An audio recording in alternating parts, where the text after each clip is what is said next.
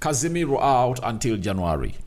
Confirmed by the website of Man United, a story that really came out early in the morning, and it was later confirmed by the website of Man United that he was going to hit, obviously, get what we call a hamstring injury. Welcome to the United Matters channel. How are you guys and where are you watching us from? Good morning. Hope you guys are really having a fantastic stay everywhere you're watching us from. But we continue to obviously bring you the best that you guys deserve from this beautiful channel of yours. And it's you who really make us what we are. And we'll never really let you down by obviously failing you by not getting you the stories you really urge and hate from this channel. So we are talking Marcus Rashford. Eric Ten Hag has gone ahead and reacted onto what Marcus Rashford went ahead to do to hold a party after United lost 3-0 to Manchester City. And lastly, we are going to have a chat about Eric Ten Hag on 11 versus 11 concept. He's going to explain to the media. Now, let's see close to 200 likes much in this video. We are left with just few subscribers to hit 16,000 subscribers, and hope you guys are really ready to obviously join this bandwagon that is taking us the right way. From 1 subscriber and you're soon hitting 16,000. That's a very huge milestone as far as this is really concerned. Now, let's go to Carlos Casemiro, who really has gotten an injury. Now, the first person to obviously bring in the story was Inside United. Casemiro will be out until January at the earliest. It would be February depending on how his rehab goes. He was the first one to obviously go in. Then, The Athletic confirmed us that Casemiro is suffering from hamstring injury. That is what The Athletic is saying. Then Man United, Casemiro will be out for several weeks due to hamstring injury suffered during our Carabao Cup defeat to Newcastle on Wednesday. Now, if you all know what that means, it's obviously going to be very, very, very bad for the side of Man United. You wouldn't like to lose Carlos Casemiro. But as I told you yesterday, that you're going to see very many players getting injuries because of the football played last season. It was too much football. We played close to 64 games in a season, and most of these players played 90% of the games. For example, Luke Shaw, Varane, Lisandro Martinez, Casemiro, Bruno Fernandes, Eriksson, Marcus Rashford. I think those are there are 8 players, that went ahead to play close to 90% of those games, and they are regulars for the club of Man United, and that's why you see to it that it's going ugly and ugly and ugly every day. But that is really a very good study that we have to make and to see whether he's obviously going to be back in January. That is it, because if he's to return in February, there's going to be a very huge gap in there for you on who is going to be playing as a CDM for the club of Man United. That is it, because Amrabat right now can obviously see us through until when Carlos Casemiro returns. But remember, from the 13th of January, he's going to be away when his team is playing the African Cup of Nations until the 11th of February. In the African Cup of Nations, Morocco is expected to go far, and they might play the final. So they might be one of those teams to play in the final on the 11th of February. And remember, he has to leave a week or 2 weeks before, meaning that he'll leave at around the 7th of January. And United will not be having a CDM by then. So that is what really makes this injury ugly and ugly and ugly. So, Casemiro, for me, I think it's a blessing disguise for him. Why? He played so much football last season. He never had someone to deputize in that role. The only time he rested was when he really got a red card and missed out on were they 8 games. The first red card was against Crystal Palace. Then the second one was against Southampton. So he had to miss 8 games, I think, of Manchester United. That's when he rested. But remember, he only rested for days because he had to play 1 game per week as we are playing into the UEFA Europa League. That is Carlos Casemiro for you. So it depends on how Eric Ten Hag is going to obviously cope up with this. is Kobe Mainoo going to obviously be one of those players that we rely on until Carlos Casemiro really returns? Because if he's really having a muscular injury, that puts him out for the whole of November and for the whole of December. And we don't know exactly how speedy he is when it comes to recovery, because he got a knock in the game of Brazil and he came in throughout Man United, and Erik ten Hag said, no, I'm not going to play you. You know, the Manchester derby, he was out. He missed out on the game of Sheffield. Now, Erik ten Hag decided to see to it that he tests his match fitness when you're playing in Newcastle in the midweek, and he found himself injured. So it takes you exactly to where we are really thinking, where this is taking us. And it's all about one thing. It's all about getting the right squad for the club of Man United. Whichever player makes the 25-man squad should be equivalent. All should be able to fill the boots of the player he's debutizing at the club of Man United. For example, some of the best the best players that we are having that can debutize one another very well are Diego Dallo and Aaron Wan-Bissaka. You see to it that they are really doing good and they really take us to where we deserve to be. Tyrell Malacia and Luke Shaw, you know, they really do good. Luke Shaw and Lisandro Martinez, but we have no player who can fill the boots of Rafael Varane. Now, when Casemiro is out, at least you understand that Amrabat will do the job. For Anthony, when Amad Diallo comes, it's going to be a better fit. For Rashford, Garnacho being that's a better fit.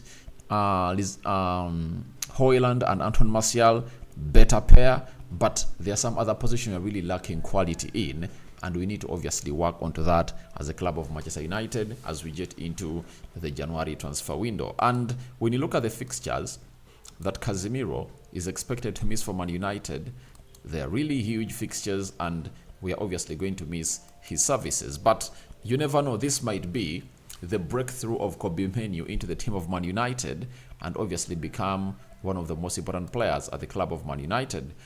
Fulham today is out. On Wednesday next week against Copenhagen, he's out. Very, very saddening. Luton Town, Everton, Galatasaray, away at Newcastle, hosting Chelsea, Bournemouth on the 9th of December. Bayern Munich, you know, he's also going to miss out on that return on the 12th of December. Then Liverpool, Man United 17th of December. Then 23rd of December, West Ham versus United. 26th of December, United versus Aston Villa. Nottingham Forest versus Manchester United, 30th of December. United hosting Tottenham Hotspur on the 14th of January. That's when he might return and really do some job for the club of Man United. So we need to assess this and obviously draw a better plan for this club of Man United. If not, we'll find ourselves into the bin. That is it, or in the trenches. Now, Marcus Rashford, on last Sunday when we lost to Manchester City, they had prepared what we call a birthday party for him. And guess what happened? We lost, and he couldn't cancel it out. Now, it never went well to we, the fans of Man United, that how can a born and bred player of Manchester United, born and bred in Manchester, he knows what this derby means, not cancel out that party and maybe postpone it later. It was a birthday party, and we have heard from Erik ten Hag, and this is what he had to say about Marcus Rashford.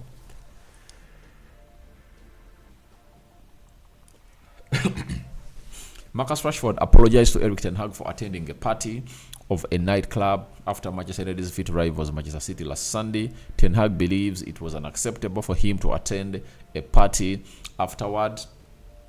There are no issues between the pair, and he said, yes, I'm aware of it. I spoke with him about it. It's unacceptable.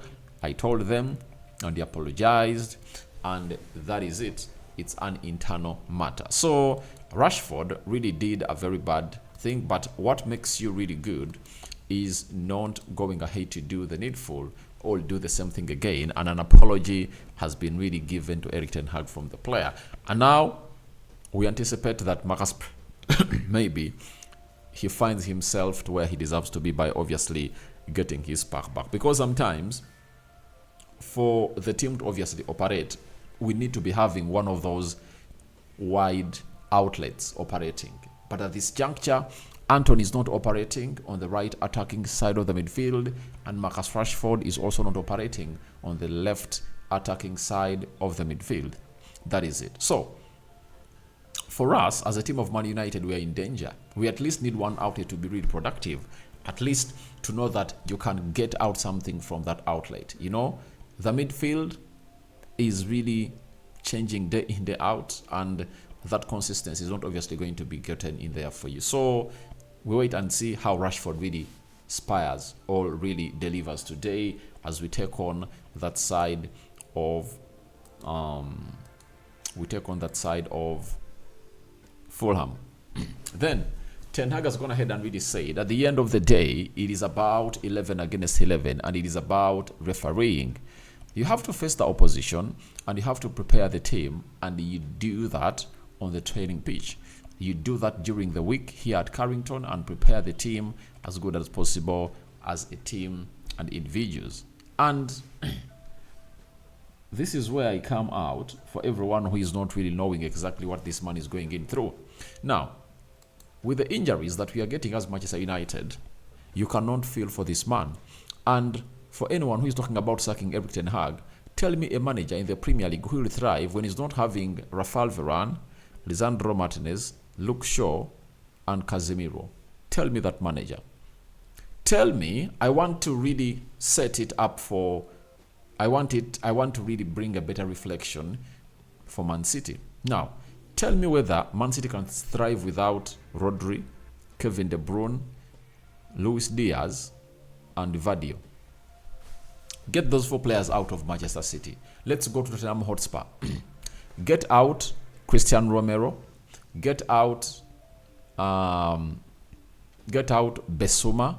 Get out Van der Ven, and get out maybe Udogi. You know, do you think they'll still stay the same team? Let's go to Arsenal. Get out William Saliba. Get out Gabriel Magalhaes. Get out Declan Rice, and maybe a Zinchenko. You know, Arsenal won't stay the same. So even if it's Liverpool, Virgil van Dijk out, Konate out, Robertson out, McAllister out. No team can operate at the same wavelength like you deserve it to perform when they are really having such injuries. Last season, we are really lucky that however much we had injuries, but we never got them into those important positions of the field of play. Lisandro Martinez got injured towards the end of the season. Rafael Varane was on and off, but you obviously knew that you can easily bring in Lindelof to partner Lisandro Martinez, and they really played very, very well. Sometimes Erik ten Hag even shifted Casemiro to play as a CDM. But when you look at the spine of the team, it played 90% of those games. And that's why you saw to it that we performed very well, because the spine was there. But right now, the spine of the team is broken, and every game, we need to bring in a different combination in the central defense, a different combination in the midfield, right? That doesn't work that way. Games of football are built from the back. And I've always told you that Sir Alex Ferguson said, clean sheets win trophies and goals win games. So that's the importance of a clean sheet. And who helps you keep a clean sheet is the goalkeeper and your back 4 plus the midfield or the central defensive midfield that shields your back 4. But if at all you are really limping with all those, then it doesn't make a very good statement for the club of Man United. And everyone who's calling Ten Hag out is really having a problem, because you need to be having the spine of your team together. If you don't have your spine of your team, then you aren't ready to take on. So guys, your thoughts on to Casemiro out until January are welcome into the comment section below. What do you make about Marcus Rashford apologizing to Erik ten Hag, and Ten Hag coming out and obviously talking about the 11 versus 11 and the way he prepares his team to obviously take on the opponents that we face. Good morning. First video of the day. Match day is on against Newcastle. We are going to obviously come in back and obviously stream it's like going to be 4 hours from now, right? We are set for the day. I'm out.